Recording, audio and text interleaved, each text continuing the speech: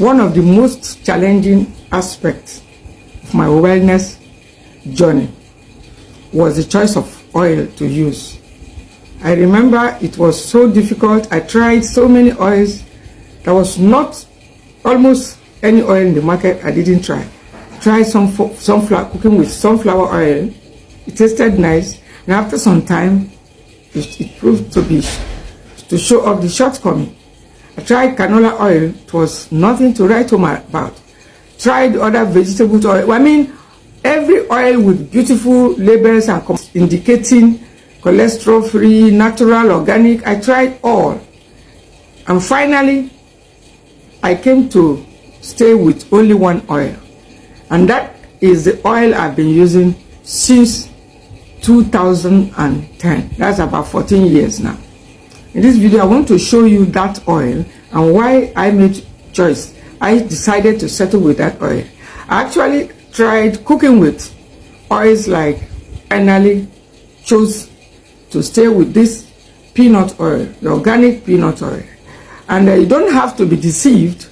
There are different types of organic peanut oil, but this particular one is actually the locally brewed or locally made peanut oil. You can smell the peanut in the oil. Those of us from Nigeria will understand this oil. The press from Kuli Kuli. That's the oil I've been using. It has a very good profile, similar to that of olive oil. But the difference is that it has a very high smoke point. It has a better taste when you cook with it. And it also keeps the food fresh as long as you keep it. When you use an oil that is not good for heat or does not stand heat, after cooking it produces free radicals. And the next day, you won't like to eat that food again. And so this oil is rich in vitamin E. It has a very good taste. And it has a beautiful lipid profile, closest to that of olive oil. You can go and do your own search. But that is the truth. I've been using it. It's good for balancing your cholesterol. It's good for your heart health because of the vitamin E. Vitamin E is actually a fat-soluble vitamin, and it has a lot of roles to play, especially in terms of free radicals.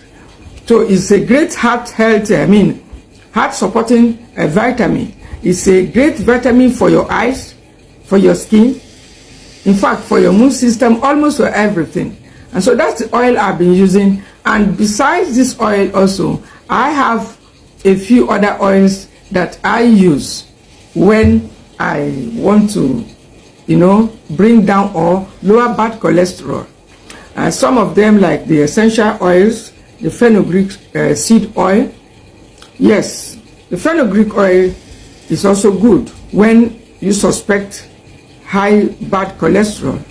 I normally drink it on empty stomach several days with other changes in my diet in order to, balance the cholesterol. But that is not to say that I do not use the red palm oil at all. The red palm oil has a lot of, benefits. But the older you get, the less of it you definitely will have to eat. And more so now, it's one of the most adulterated oils in the market. And so it's very, very difficult to get a good one. And the ugly side of the palm oil is that, the red palm oil is that it can easily clog arteries. Well, clogging arteries in the sense that it's high in saturated fat, plant-based fat, is also a source of palmitic acid. And so if you are trying to unclog your arteries, I should not be recommending the red palm oil. If you are dealing with clogged arteries, you're dealing with cholesterol, I should not be recommending the red palm oil. Instead, I should be recommending the organic peanut oil like this one I showed to us. I should be recommending things like sesame seed oil. I should be recommending olive oil, fenugreek oil. The almond oil also is good. If you have access to avocado oil, several other oils, you can also make use of them if they are good for you. But the point is, once the oil is not the right oil for that ailment, don't use it. Because using a bad oil, bringing bad oil into your diet is one of your heart's worst enemies. It's the heart that suffers. And so that is why we should be very, very careful with the choice of oil we make. I've been with this oil for about 14 years running. And I cook with it, I make my soup, my stews. And then occasionally, I use a little red palm oil. And there is something about red palm oil I need to let us know. And that is the fact that the red palm oil, if you abstain totally, it's not, the thyroid is not happy. That was my own observation. Because at a point I had to take out red palm oil. That was several years back. And when I began to feel that thyroid stuff, I had to bring it in small amount. Because the thyroid is very sensitive. It needs some kind of pampering. The thyroid does not like harshness. Women who are having thyroid issues may be able to understand better what I'm talking. You don't need something that is harsh. And foods like red palm oil, a little fat. The thyroid needs a little fat to hold it, to pamper it. And so when I noticed then, after I stayed off the red palm oil, that was at the earliest time of my, testing out several oils, I decided that it would be proper to be adding a little of the red palm oil in addition with this organic peanut oil because of my thyroid. Because it seems it doesn't like keeping off. Staying off red palm oil. Red palm oil is like, it helps to balance it. That's my own opinion. That's my own feeling too. And that was what I felt. And as soon as I returned the red palm oil in small amounts, I began to experience that balance in my thyroid. And so those who are having thyroid issues, or even if you're not having thyroid issues, you don't have to wait until you start having it. The inclusion of a little red palm oil is what I did to ensure that I'm not missing out on anything. Oil is so important. I use this oil, oil occasionally. I take cold pressed coconut oil as medicine because of the high saturated fat content. I've also tried cooking with coconut oil, but because of the saturated fat content, I dropped it. So how do I use it? I use it now as medicine. It's one of the oils I could just take at odd hours of the night, like 12 midnight. I could take it.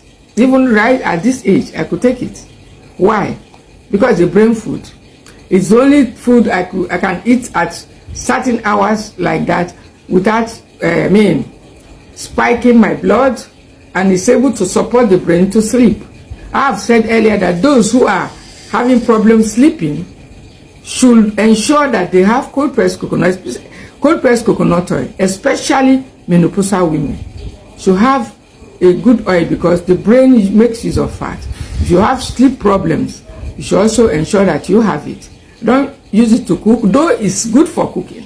It's a stable oil for cooking with high smoke point, but because of the high saturated fat content, don't use it for cooking. I only take it as medicine so as to know the quantity, to control the quantity that is going into my body because of the saturated fat. If you're having issue with cholesterol, coconut oil is not the oil, whether it's cold pressed or whatever, it's not the oil of choice.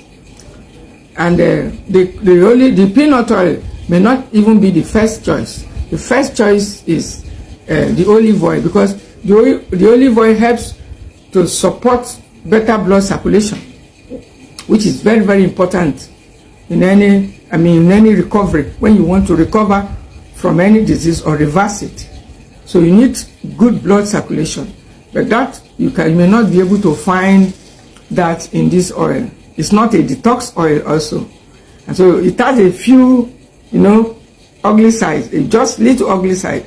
But among all the oils, I need to show us, because of too many questions about oil. Some are saying canola oil is good. Canola oil, I've tried it. It was one of the worst oils. I dropped it. I tried sunflower oil. Tastes so wonderfully. I dropped it. I tried so many oils. I've experimented virtually all oils until I settled for this one. Now, if you like this message, why not click the follow button and share the message as well? Give me your like, because I shall be coming up with more wellness tips to help you regain and retain your health through natural food.